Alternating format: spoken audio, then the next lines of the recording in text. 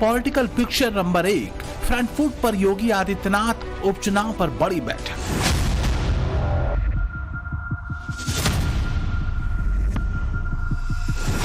UP की political picture number 2, JP Nadda से मिले केशव प्रसाद मौर्य।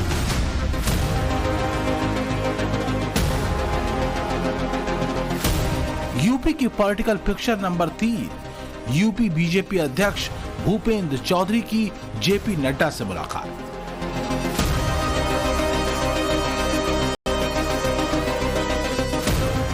यूपी की political picture number 4, PM Modi से मिले भूपेंद्र चौधरी, करीब 1 घंटे तक चली बैठक।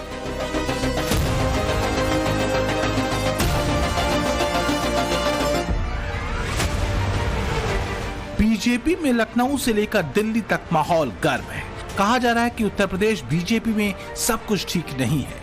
यूपी के चौक चौराहों पर इस बात की चर्चा है कि बीजेपी की अंदरूनी लड़ाई दिल्ली तक पहुंच गई है। हम सावधान करना चाहते उत्तर प्रदेश की जनता को भी कि भारतीय जनता पार्टी के लोग आपस में लड़कर के और कुर्सी की लड़ाई में पूरा एडमिनिस्ट्रेशन खत्म कर दिया है। चर्चा के सेंटर में है यूपी के सीएम योगी आदित्यनाथ और डिप्टी सीएम केशव प्रसाद मौर्य। हर तरफ बस एक ही सवाल है, क्या यूपी में सीएम और डिप्टी सीएम के बीच सब कुछ ठीक नहीं है? जब ये सरकार का गठन हुआ था उसी समय से ये चीज़ें यूपी से नहीं चल रही, ये चीज़ें दिल्ली से चल रही हैं। दिल्ली से किसी बड़े नेता की उनको शय है कि आप मतलब स्टेट में वो करो, तो वो चल रहा है, वही चीज़ चल रही है। वो वेट कर रहे थे कि पार्लियामेंट का रिजल्ट का, तो जब पार्लियामेंट का रिजल्ट आ गया तो ये चीज़ें बढ़ गई वहाँ पे। जब लखनऊ में बैठ के लॉबिंग कर रहे हैं मंत्री संतरी सब लोग, तो जनता की आवाज कौन सुनेगा? इसे उस वक्त और हवा मिल गई जब लखनऊ में मुख्यमंत्री योगी आदित्यनाथ ने उपचुनाव को लेकर मंत्रियों की बैठक की।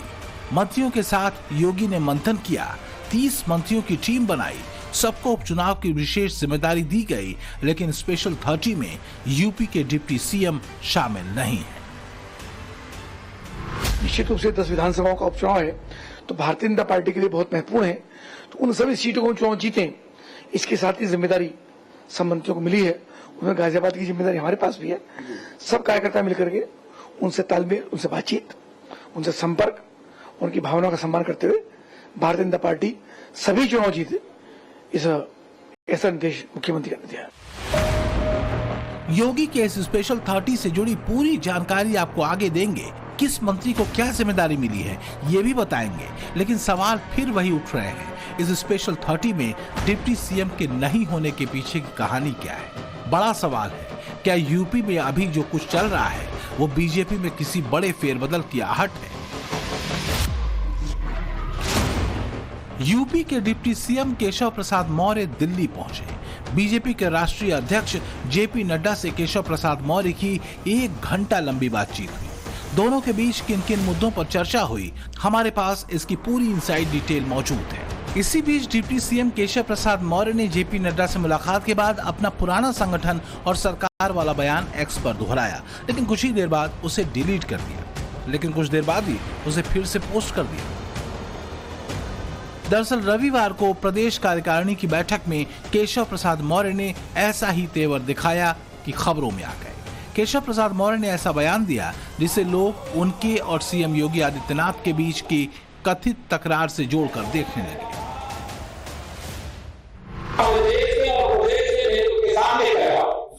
संगठन सरकार से बड़ा है।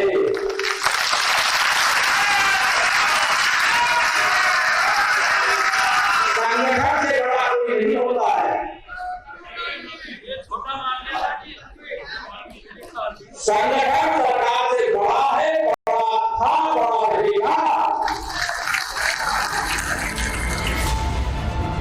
मौजूदा वक्त और माहौल को देखते हुए केशव प्रसाद मौर्य का यह बयान बहुत बड़ा था। केशव प्रसाद मौर्य ने यह बयान मुख्यमंत्री योगी आदित्यनाथ के सामने ही दिया। उस दौरान वहां जेपी नड्डा भी मौजूद थे। बाद में नड्डा दिल्ली आ गए, लेकिन ट्विस्ट तब आ गया जब उनके पीछे पीछे केशव प्रसाद मौर्य भी दिल्ली आ गए।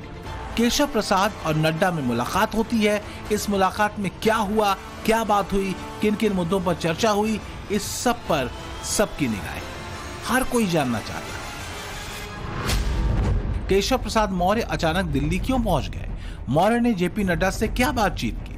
क्या केशव प्रसाद मौर्य और सीएम योगी में अनबन चल रही है? क्या केशव प्रसाद मौर्य और योगी आदित्यनाथ में सब कुछ ठीक नहीं है? क्या ये यूपी में बीजेपी के करारी हार का आफ्टर इफेक्ट है? सवाल है कि क्या यूपी में वाकई कुछ बड़ा होने वाला है, कुछ ऐसा होने वाला है जिसका ब्लूप्रिंट तैयार हो चुका है, लेकिन उस पर अमल यूपी में होने वाले उपचुनाव के बाद होने वाला है। सूत्रों की माने तो जेपी नड्डा से मिलकर यूपी के डिप्टी सीएम केशव प्रसाद मौर्य ने कहा कि वो योगी सरकार में काम नहीं करना चाहते। मौर्य ने नड्डा से किसी और जिम्मेदारी की मांग की, लेकिन मीटिंग में नड्डा ने मतभेदों को भुलाकर एक साथ जुटने को कहा है। यूपी में उपचुनाव की तैयारियों पर फोकस करने को कहा है। साथ ही उपचुनाव के नतीजे बीजेपी के पक्ष में कैसे आए, इस पर भी चर्चा हुई। दरअसल लखनऊ में बीजेपी की बैठक में बीजेपी अध्यक्ष जेपी नड्डा मौजूद थे, वहां केशव प्रसाद मौर्य भी थे।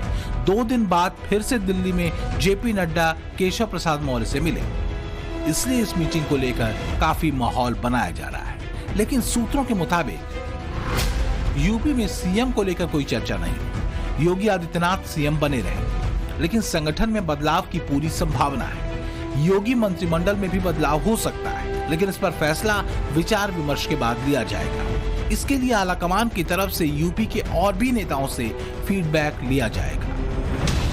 दावा तो यहां तक किया जा रहा है कि योगी मंत्रिमंडल और संगठन में संभावित बदलाव अगर होगा भी तो वो यूपी की 10 विधानसभा सीटों पर उपचुनाव के बाद ही हो सकता है, उसके पहले कुछ नहीं होने वाला। लेकिन विपक्ष का दावा है कि योगी सरकार की बड़ी बैठकों में डिप्टी सीएम का न होना अपने आप में बड़ा और गंभीर संकेत देता है, क्योंकि 4 जून को लोकसभा चुनाव के नतीजों के बाद 8 जून को हुई योगी की कैबिनेट बैठक में केशव प्रसाद मौर्य मौजूद नहीं थे। 2 जुलाई को योगी कैबिनेट की बैठक में केशव प्रसाद मौर्य फिर शामिल नहीं हुए। 14 जुलाई को लखनऊ में प्रदेश बीजेपी कार्य समिति की बैठक हुई।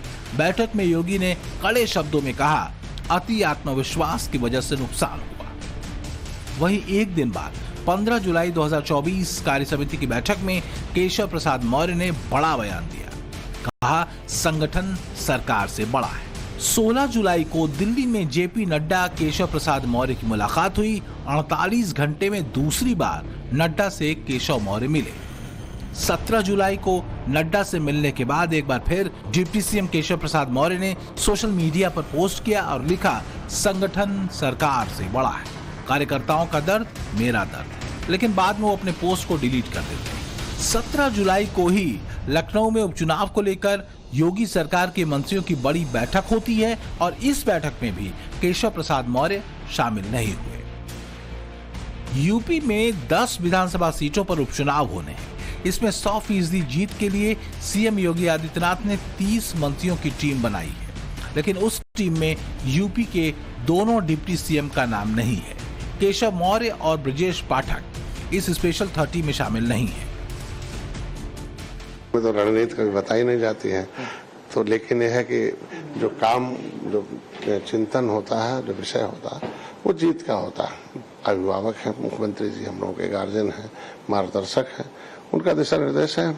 बात हम लोगों को ड्यूटी मिली थी, उस पर काम चलता है। आगे जिस तरीके से हम लोगों ने आजमगढ़ और रामपुर जीता था, उसी तरीके से 10 सीटें जीतने का सपना है। उत्तर प्रदेश में चल रही सियासी गहमागहमी के बीच उत्तर प्रदेश के मुख्यमंत्री योगी आदित्यनाथ ने आज स्पेशल 30 की बैठक की। ये 30 मंत्रियों की एक स्पेशल टीम बनाई गई है जो उत्तर प्रदेश में 10 सीटों पर होने वाले उपचुनाव पर काम करेगी। ये सीएम योगी की स्पेशल 30 है, जिसमें कैबिनेट मंत्री, स्वतंत्र प्रभार और राज्य मंत्री हैं। 30 मंत्रियों की ये टीम है। लेकिन बड़ी बात यह है कि इस टीम में, योगी के इस स्पेशल 30 में उत्तर प्रदेश के दोनों डिप्टी सीएम नहीं है। आज सुबह 11 बजे इसी 5 लाइला मार्ग पर सीएम आवास पर मंत्रियों की बैठक हुई है। चूंकि ये प्रभारी मंत्री पहले ही बनाए गए थे और इनको बाकायदा अपने क्षेत्रों की रिपोर्ट लाने के लिए कहा गया था, कहा जा रहा है कि मंत्रियों ने जो अब तक की रिपोर्ट है वो सीएम को सौंप दी है और इसके आधार पर सीएम अब आगे की रणनीति तय करेंगे कि आखिर